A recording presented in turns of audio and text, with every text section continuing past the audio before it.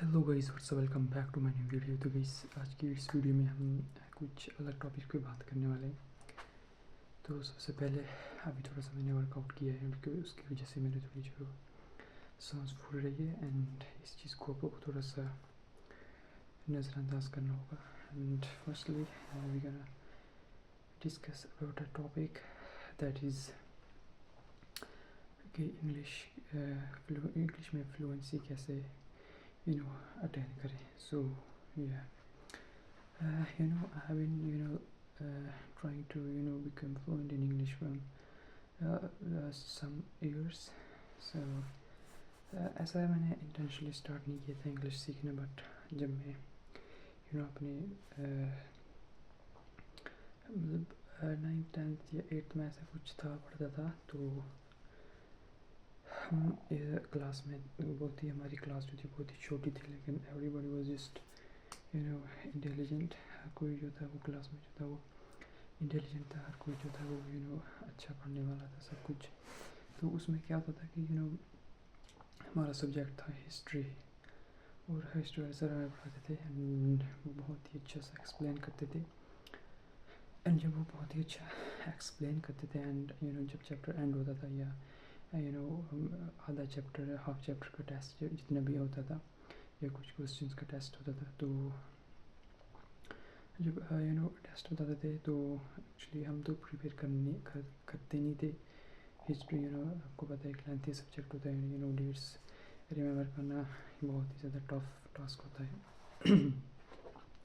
तो इसीलिए हमने ट्राई किया। हम थे वो जो भी टीचर जो करवाता था पढ़ाता था या मीन कोई भी टेस्ट वगैरह होता था, या तो उसको हम जो पढ़ते थे वो या तो पढ़ के समझ लेते थे, या जो टीचर पढ़ाता था वही बातें माइंड में याद रहती थी। तो जब टेस्ट आता था, टेस्ट लिखने के टाइम हमें याद तो कुछ किया नहीं, बस वही हम लिखते थे। And it was one of the biggest reason कि आप इंग्लिश लर्न कर सकते हैं इस तरीके से। सो दिस इज़ नॉट आपको थोड़ा सा इफ़ेक्टिवनेस या ऐसा सीरियसनेस कम दिख रही होगी मेरी बातों में, क्योंकि अभी मैंने वर्कआउट किया थोड़ा सा एंड तभी मेरी सांस थोड़ी सी ऐसे हो रहा है। तो आपको इसको थोड़ा सा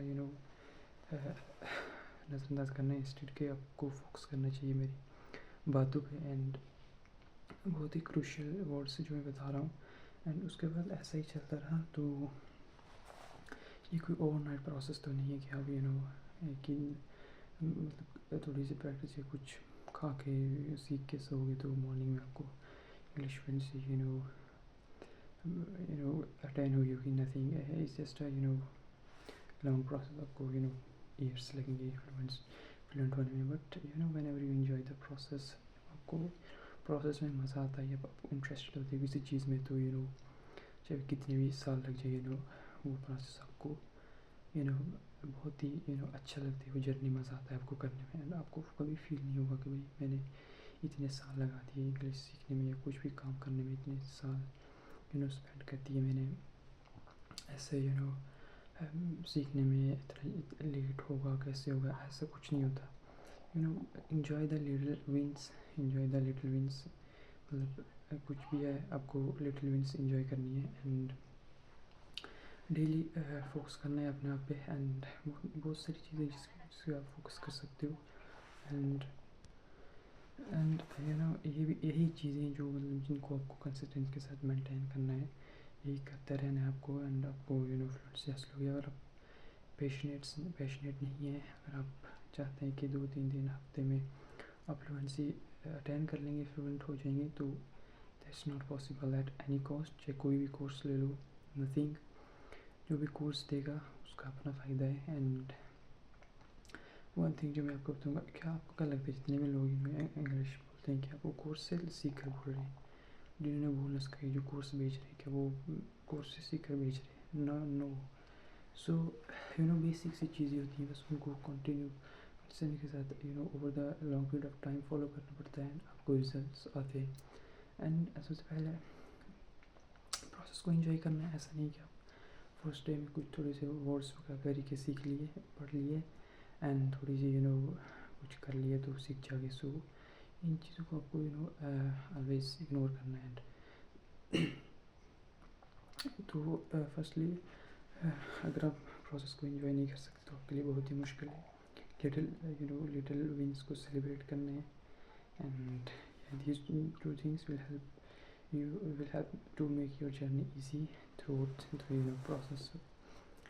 फर्स्टली है आपको लिखना है, ऐसे कुछ भी माइंड में टॉपिक सोच के या कुछ भी है उसको अपना अपने वर्ड्स में लिखना है, खुद से लिखना है उसको जितना ज़्यादा आप लिख सकते हो। ऐसा डिक्लेयर मत करो कि भाई एक ही पेज लिखनी है, बस लिखते जाओ जो मन में आता है बस उसको लिखते जाओ। And second point is try to vocabulary, तो आपको आनी चाहिए वोकाबुलरी। तो वोकेबलरी वर्ब्स की फॉर्म 3 फॉर्म्स होती हैं, प्रेजेंट, पास्ट, फ्यूचर, इनको आपको पढ़ना है, बेसिक जो भी यूज़ होते हैं वर्ड्स। सो उसके बाद आपको इंग्लिश वीडियोस देखनी है जो इंग्लिश में होंगी। फर्स्टली तो आपको सिंपल एक्सेंट में देखना है जो आपकी इंडियन लैंग्वेज की एक्सेंट है, क्योंकि आप अगर फॉरेन एक्सेंट में देखोगे अमेरिकन या ब्रिटिश तो आपको जल्दी से वो समझ नहीं आएगा। And the third point is कोई डेफिनेटली वीडियोस देखनी है, डेली देखनी है। कोई स्पीच कुछ भी देख रहे हो, क्रिकेट मैच देख रहे हो, कुछ भी serial, anything if you are watching, कुछ भी कर रहे हो just try to watch English और with English subtitles. So next point है कि आपको प्रैक्टिस करनी है, बोलना है मिरर के सामने, वीडियो कैमरा के सामने, लोगों के साथ। आई नो इन्वायरमेंट जो मीडिया में हमें बहुत ही कम मिलता है, जैसे हम लोग हैं, कोई बोलने वाला नहीं होता, तो आपको वैसे ये चीज़ मैनेज करनी पड़ेगी। सो यह मिरर के सामने आप खुद से बोल सकते हो तो सही है, कैमरा के सामने या किसी के सामने कोई है बोलने के लिए तो वेल एंड गुड। सो उसके बाद बोलना है एंड बुक रीडिंग करनी है। And these are the things that you have to follow over a long period of time with consistency, and you're gonna become fluent in English. So in your journey you're gonna face a lot of obstacles. A lot of obstacles will make your journey little bitter, but I mean you have to make sure that you are not giving up at that point. जब भी कोई अगर journey smooth होती तो everybody gonna win. So no, because journey में जो ups and downs आते हैं उन्हीं में से ऊपर आके कामयाब हो जाते। तो that's it for today. Thank you so much for watching. Take care. Peace out.